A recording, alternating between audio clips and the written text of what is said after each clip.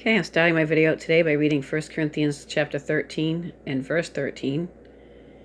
It says, "And now abide faith, hope, love.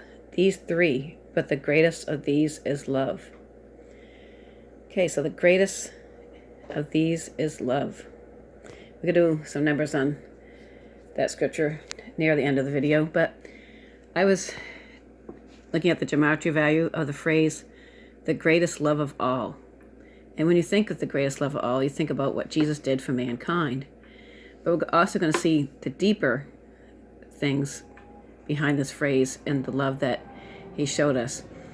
Okay, so if you put that in the gematria calculator, and if you use the gematrinator, the English value would be the Sumerian value.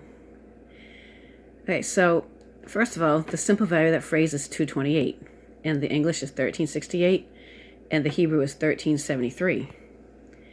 If you add those all together, it's going to equal 2969, which is a very interesting number because if you multiply 2 times 969, it equals 1938, which is the gematria value, the gematria English value of time is perfectly symmetrical, equals 1938.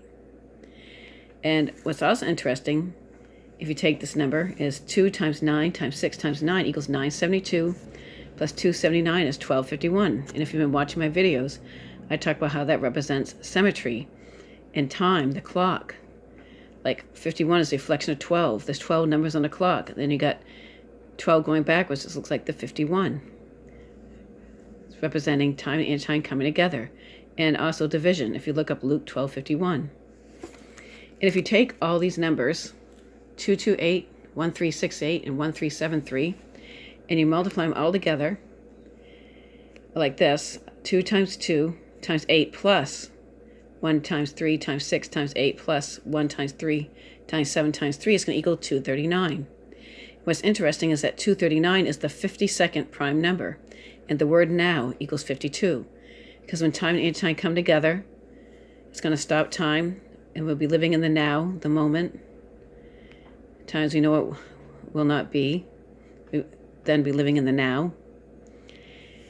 And what's interesting is if you even take the amount of letters in each word, like this 3 in the word the, 8 in the word greatest, 4 in love, 2 in of, and 3 in all, you take those numbers, 3 times 8 times 4 times 2 times 3 is going to equal 576, plus 675 is 1251. So even the letters in the words will do the 1251.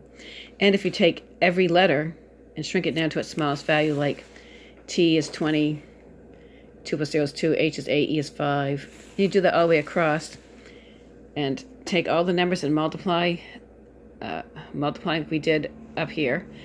2 times 8 times 5 is the word the, plus 7 times 9 times 5 times 1 times 2 times 5 times 1 times 2, plus 6 times 6 plus 1 times 3 is going to equal 6785.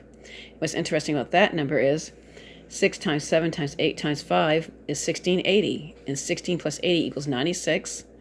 And going backwards, 8 plus 61 is 69. So again, you got your pi opposite pi being 69 in Hebrew gematria, and then 69 going backwards, represented by the 96.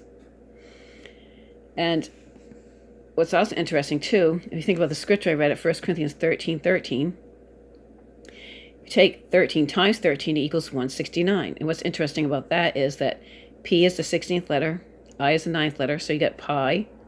And then if you take this number and do this, 31 times 31, it's going to equal 961. And you're going to see pi going backwards. So it's interesting how that all works together. The greatest of these three is love, the greatest love of all. Because what Jesus did for us, he's going to free us from time, free us from death, no longer be living in time as we know it. We'll be living in the moment, the eternal moment of now. And it's just interesting how all these things fit together. And I did some videos on the word love and broke it down, how it represents the dividing of the veil. And I'll leave those under links underneath my video here if you want to watch them, some older videos I did. Okay, I hope everybody has a good day.